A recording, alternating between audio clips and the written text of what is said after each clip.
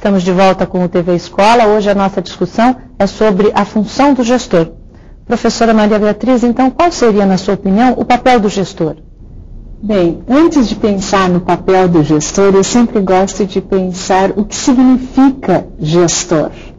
Essa palavra que é uma palavra de moda agora, né? Nós tradicionalmente falávamos o diretor de escola, em alguns sistemas estaduais ou municipais se fala o coordenador da escola, mas em geral o diretor é a palavra tradicional. Desde alguns anos a gente vem usando esta palavra gestor, que pode ter vários significados. E eu gosto de pensar da raiz dessa expressão gestor. Vem de gestio, né? Gestio é a mesma raiz latina de gesto, que nos leva a pensar em ação, né?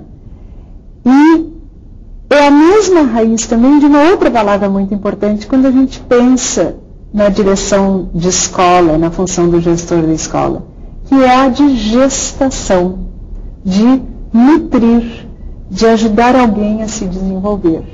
Então eu sempre acho que, como nós precisamos de imagens e de ideias inspiradoras, que a gente pode pensar, né, no papel do gestor, aquela pessoa que na escola, e não é só ela, mas ela é uma pessoa fundamentalmente responsável e comprometida com a gestação, a nutrição de todo o processo de aprendizagem. E de aprendizagem entendida assim, a tarefa da escola é a formação do cidadão. Formação no sentido maior, cidadão no sentido maior.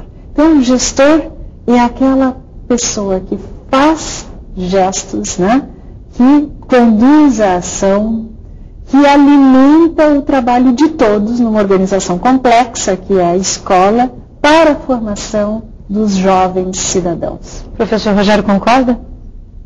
Eu concordo, evidentemente, com as observações da professora Maria Beatriz. Mas eu confesso a minha preferência pessoal e o meu entendimento de que o diretor da escola tem a função dirigente. Ele é o dirigente. A escola trabalha em função de um projeto, que é uma intencionalidade, que é uma proposta política, que é uma proposta filosófica. Então, o trabalho número 1 do diretor, junto com a sua equipe, evidentemente, é ver se a escola, se a organização, caminha na direção do projeto.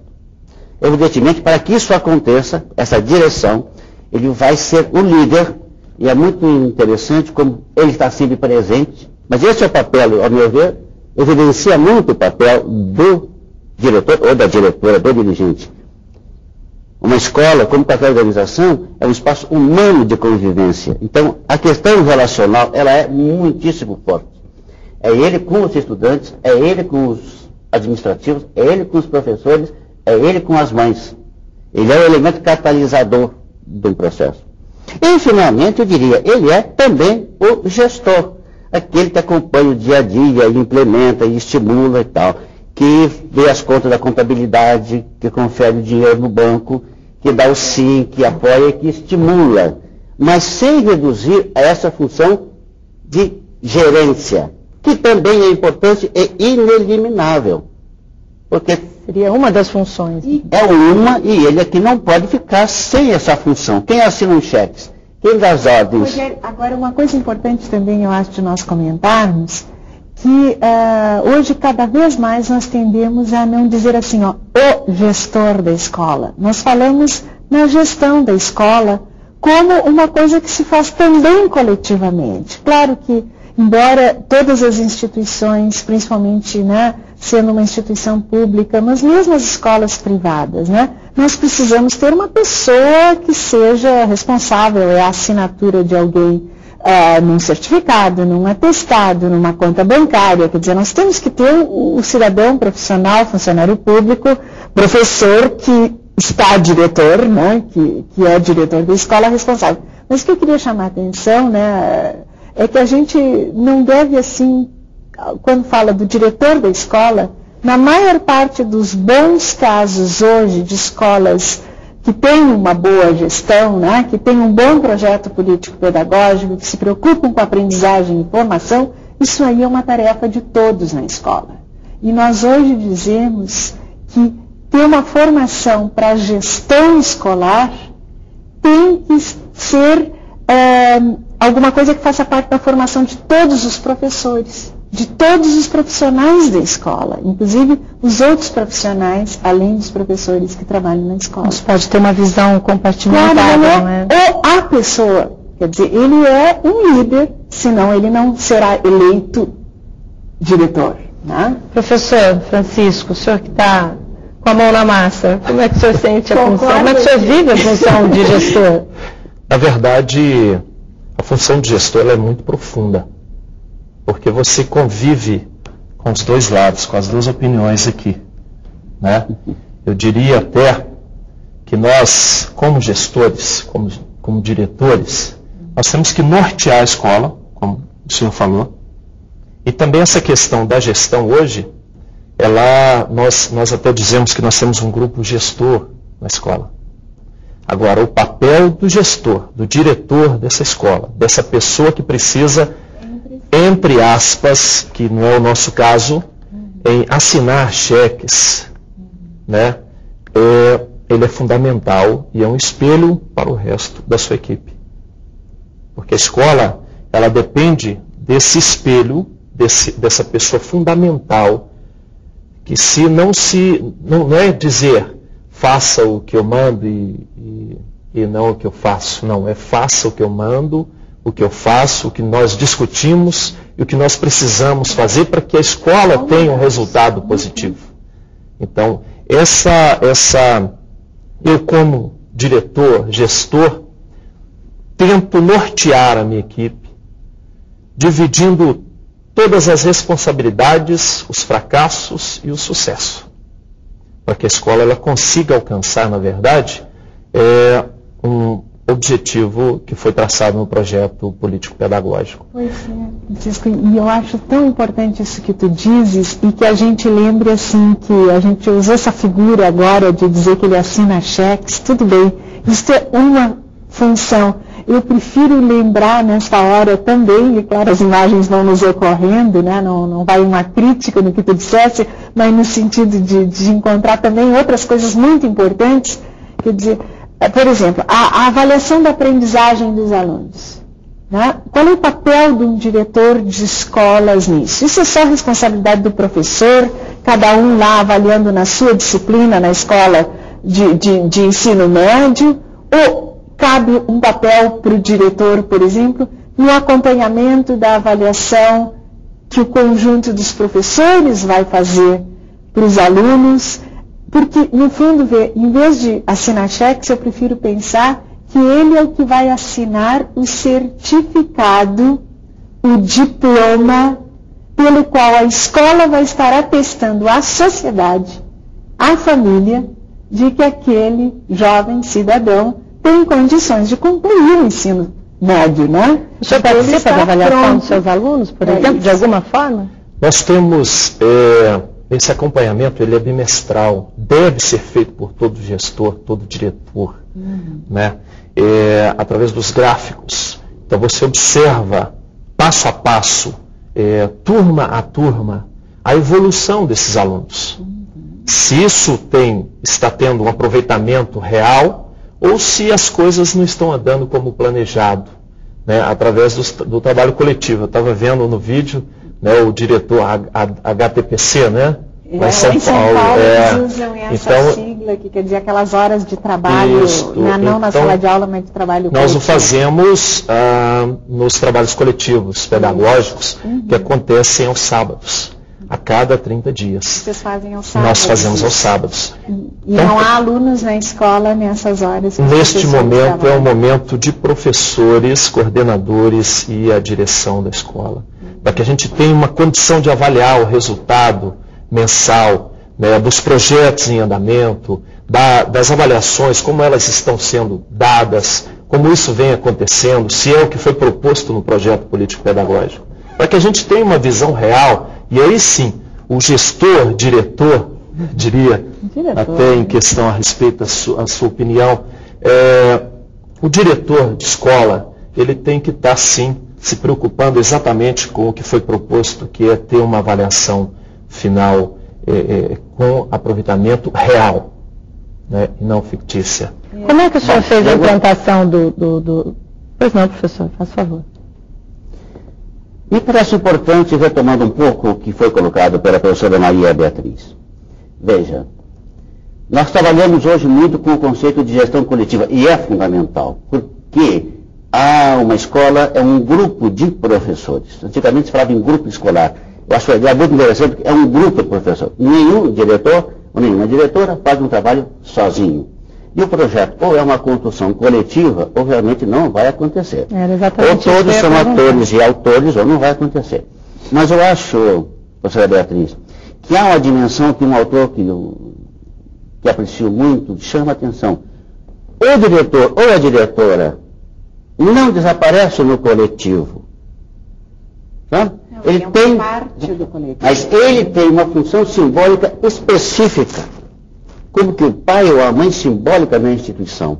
Há uma linha psicanalítica que trabalha essa dimensão que acho muito séria. E que isso é intransferível. A presença do diretor, a presença da diretora, do pai, da mãe que distribui amor, a justiça, que faz presente a lei, o limite, representa a instituição, a meu ver, são dimensões absolutamente fundamentais no plano da formação da cidadania. Né? A formação do cidadão autônomo, entendendo como autonomia, também a autolimitação, a aprendizagem da convivência, em torno de valores e de significações. Eu acho que esse é um papel que eu gostaria de destacar. No meu tempo de estudante, o dia do aniversário do diretor era feriado. Eu penso que não era a importância física do diretor ou da diretora, era a figura simbólica. Como a gente comemora em casa o aniversário do pai ou o aniversário da mãe. Mas isso também era muito ligado à autoridade, não era, professor? Mas existe a dimensão da autoridade. A questão não está em negar a autoridade, mas que tipo de autoridade, em função de quê? Se ela é legítima, né? Se ela é legítima ou não. O que lembrar é que toda essa questão da gestão, né, da direção de escolas e tal, nós já usamos a palavra aqui líder e tal, isso, quer dizer, e perguntavas de início, Maria, o que é a gestão, qual é a função? É uma função eminentemente política, né? Nós chamamos a atenção, é uma função de relações, o Rogério falou, é uma função de mediar conflitos de interesse, porque há necessariamente entre todos nós, em qualquer família, e muito mais numa organização complexa, uma escola como a do Francisco, nós sabemos tem 1.500, 1.600 alunos. Quantos professores, Francisco? 43. Né? Então, nós temos conflitos de interesse. Então, uma das coisas que eu acho muito importante da gente ver, e por isso, né, a figura do diretor também como um cidadão exemplar e como um administrador da coisa pública exemplar. Nós estamos pensando numa escola republicana, numa escola que faz a educação de todos para melhor convivência, né, numa sociedade democrática. E aí nós precisamos de um diretor, só, perdão para concluir isso, Maria, que faça, por exemplo, uma administração da coisa pública com muita transparência, muita justiça e muita justificativa, né, dos seus atos. Por exemplo, num assunto delicado, Francisco, na administração de pessoal. Quer dizer, a postura do diretor junto com os professores, administrarem as próprias regras de convivência, de pontualidade, de cumprimento dos deveres, né? De acolhimento e defesa dos direitos dos alunos e dos professores e dos outros trabalhadores, né, profissionais que trabalham na escola, é fundamental. E é uma das áreas mais difíceis onde às vezes a gente vê que a escola, os diretores, às vezes não conseguem dar um bom exemplo para a formação do cidadão de como a gente exige de todos em igual medida. Professor, como é que foi na prática a implantação dessa gestão compartilhada, vamos dizer assim, na sua escola? Como é que o senhor fez? O senhor chamou os professores, Sentaram-se e falaram como que nós vamos fazer? Bom, na verdade, quando você fala gestão compartilhada, as pessoas já imaginam que é apenas a eleição do diretor. Isso não é suficiente, né? Não, não é. Não é. Primeiro que você tem que dividir isso com todo o grupo, com todos os docentes, com os alunos, com os pais, e convidar esses pais para a escola. Mas como é que o senhor fez isso? Bom, a nossa escola era a pior do estado de Goiás. Uma escola complicada, onde tinha drogas, né, um acesso muito grande de pessoas que atrapalhavam os nossos alunos nesse sentido. E nós tivemos que tomar algumas posições com relação à mudança desse comportamento. E as pessoas não acreditavam. Até no início, né, me falavam assim: você é louco. Isso aí não tem jeito. Isso não tem jeito. Você precisa resolver o problema. Mas você não vai dar conta. Eu falei, eu vou dar conta. E foi quando eu resolvi abrir as portas para a comunidade e convocar os pais, Fez reunião mesmo. No primeiro momento, nós convocamos os pais e aí começamos a traçar metas no sentido de resolver os problemas que se tornaram prioridade naquele momento. E a escola era uma escola que não tinha nenhuma estrutura, né? E os alunos, a autoestima muito baixa, né? É um negócio complicado. E essa convocação, eu fui à rádio da cidade e falei, se vocês não forem à escola, nós não vamos ter como administrar. E os pais começaram a vir. E aí nós começamos a traçar projetos. Há educadores que discordam dos projetos, mas nós trabalhamos com projetos construídos lá pela comunidade, que são diferentes daqueles que são impostos pela administração central. Que às vezes atrapalham a escola com excesso de atividades que não fazem parte do projeto do grupo. Né? Então, sim. Nós vamos continuar essa discussão no próximo bloco. Vamos fazer um pequeno intervalo. Em 1 minuto nós voltamos com o Fazendo Escola, discutindo a função do gestor. A gente volta já.